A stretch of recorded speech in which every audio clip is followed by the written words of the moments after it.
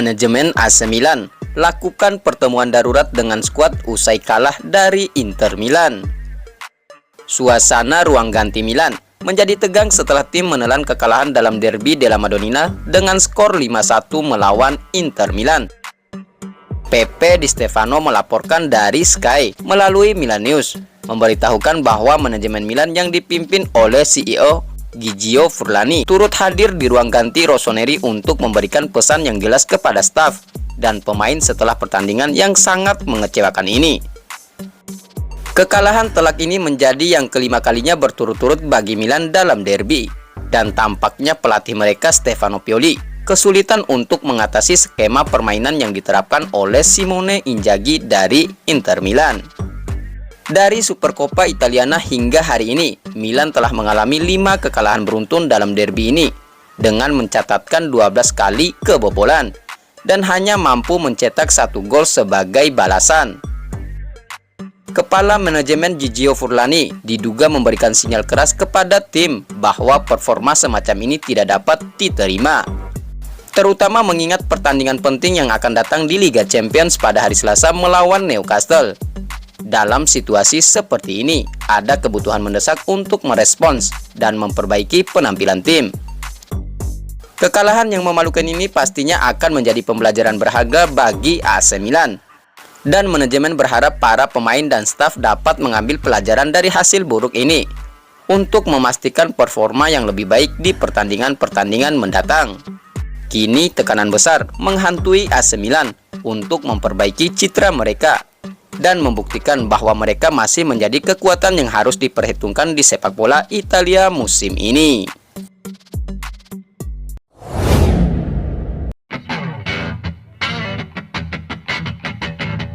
Ungkapan penyesalan Simon Kjær usai kekalahan telak dari Inter Milan. Bek andalan AC Milan, Simon Kjær mengungkapkan rasa penyesalannya kepada para penggemar klub setelah I Rossoneri menelan kekalahan memalukan dengan skor 5-1 dari rival sekota mereka, Inter Milan. Pertandingan derby della Madonnina ini sangat dinanti oleh para pencinta sepak bola, mengingat Milan dan Inter sama-sama tampil impresif dalam 3 pertandingan terakhir di Serie A. Namun perjuangan Milan dalam derby ini tidak hanya berhenti, melainkan menjadi lebih buruk. Gol dari Henrikh Mkhitaryan dan Marcus Thuram sebelum jeda membuat Inter unggul, dan meskipun Milan mencoba memperkecil ketertinggalan dengan gol indah dari Rafael Leao, Inter tidak berhenti di situ. Gol kedua dari Mkhitaryan, penalti yang sukses dari Hakan Çalhanoğlu, dan 1 gol dari Davide Fratesi membuat kemenangan 5-1 menjadi milik Inter. Kekalahan ini membuat Milan kini telah kalah dalam 5 derby berturut-turut melawan Inter. Semuanya terjadi dalam tahun 2023 dengan kebobolan 12 gol, hanya dengan 1 gol yang berhasil dicetak.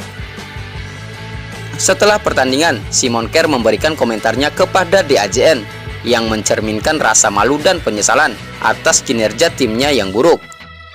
Kjær seperti dilaporkan oleh Milan News mengatakan, pertandingan seperti ini, derby sangat berbobot, saya benar-benar minta maaf, terutama untuk para penggemar. Malam ini Inter lebih pintar dari kami dalam situasi tertentu, lebih bertekad. Simon Kjær juga memberikan pandangannya tentang kelemahan pertahanan Milan dalam pertandingan ini. Dia berkata, kami memainkan 3 pertandingan hingga skor 3-1, lalu kami kalah sedikit di akhir. Saya minta maaf kepada para penggemar, kami tahu betapa beratnya pertandingan seperti ini. Besok kami harus bekerja lagi. Ditanya apakah pertahanan Milan terlalu sering kebobolan dalam situasi 1 lawan 1, Kjær menjawab, kami telah menerima bahwa inilah karakteristik Inter. Kami pikir dengan kekuatan dan cara bermain kami bisa menang seperti Milan. Malam ini mereka bagus dalam pergerakan para gelandang. Kami harus mengusahakannya. Jalan Milan akan selalu memainkan sepak bola kami. Malam ini kami kalah telak, namun ini adalah sebuah perjalanan. Saya merasa sedih untuk para penggemar. Tutup Simon Kjær. Simon Kjær dan Milan sekarang memiliki tanggung jawab besar untuk memperbaiki performa mereka dan membalas dendam dalam pertandingan-pertandingan mendatang agar bisa kembali mendapatkan dukungan dan kepercayaan dari para penggemar setiap klub. AC Milan harus segera melupakan kekalahan memalukan ini, sebab partai berat sudah menanti di tengah pekan nanti. Pertandingan Liga Champions akan memaksa mereka melawan kekuatan baru tim Liga Inggris, Newcastle United pada Selasa nanti.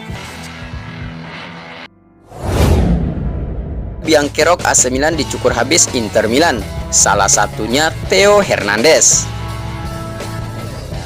Setidaknya ada 3 pemain yang menjadi biangkerok kekalahan AC Milan dari Inter Milan di pekan keempat Liga Italia Serie A musim 2023-2024. AC Milan harus menahan malu pasca dibantai rival sekotanya Inter Milan dengan skor 1-5 di pekan keempat Liga Italia musim 2023-2024, Sabtu 16 September 2023 malam waktu Indonesia Barat. Kekalahan AC Milan telah terlihat saat Inter Milan mampu mencetak 2 gol di paruh pertama lewat Henrikh Mkhitaryan di menit ke-5 dan Marcus Thuram di menit ke-38.